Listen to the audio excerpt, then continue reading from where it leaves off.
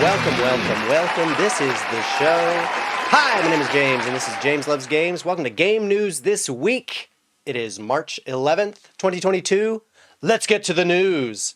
Our first story, the big story this week was the State of Play put on by PlayStation on Wednesday, which featured many games from publisher Square Enix, but conspicuously absent from the lineup was any mention of Final Fantasy XVI, which hasn't had any news update since December of 2021. When the game's producer Naoki Yoshida tweeted how the game was delayed by 6 months due to supply chain issues of hair care products. They gotta look good in Final Fantasy, you know what I mean?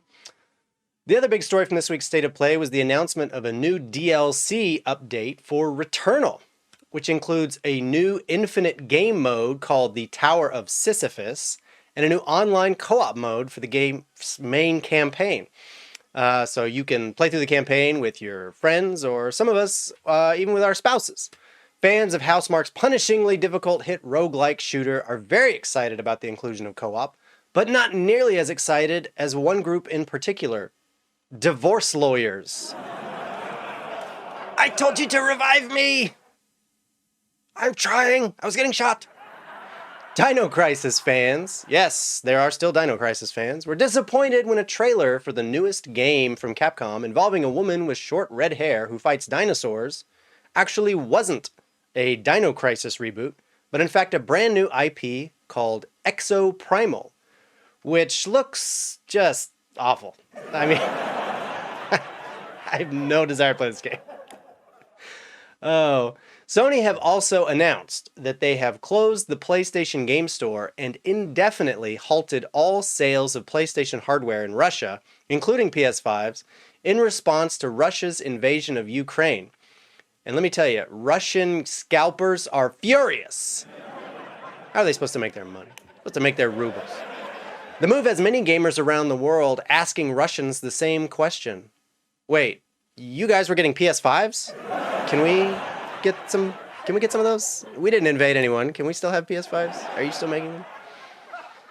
Nintendo have postponed the release of Advance Wars 1+2 Boot Camp, a reboot of the classic handheld military strategy series, quote, in light of recent events, end quote. Although Nintendo didn't mention the invasion of Ukraine directly, everyone suspects that's the reason why. Which is strange, because the last word to come to my mind when I think about the Russian military is advanced.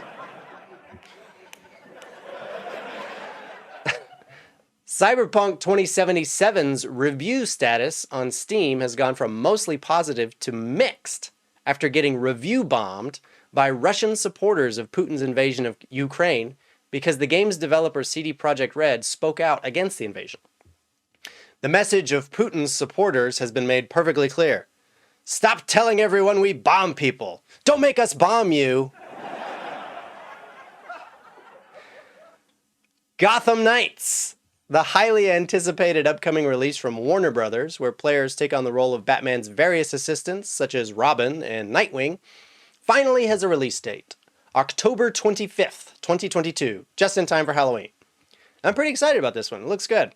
The game features as its main antagonist the shady secret society, the Court of Owls, which, as it turns out, was just a decoy put up to scare away birds. In Elden Ring news, in a recent interview, creative director Hidetaka Miyazaki said he got the inspiration for the co-op in Dark Souls and then eventually Elden Ring from a real-life event where his car got stuck in the snow and some strangers came by to help him get it out, drove off into the night, never to be heard from again. So he made the co-op in the same way to reflect that experience. Miyazaki also stated that he came up for the idea of Patches the Hyena when he was exploring an underground tomb and a bald man kicked him down a hole when he wasn't looking and took all of his stuff. True story. True story. Finally, the news you've all been waiting for. WWE 2K22, which just released this week, is adding a slew of new playable characters to its roster over the next few months via several DLC packs, including household names like Yokozuna, Mr. T, and Logan Paul. Is that right? Logan Paul? Really? Okay. Logan Paul. So, if you've been racking your brain trying to think of yet another reason not to play WWE 2K22, look no further than, well, right there. That's the game news this week, and I will see you next time right here on Logan Paul. Really?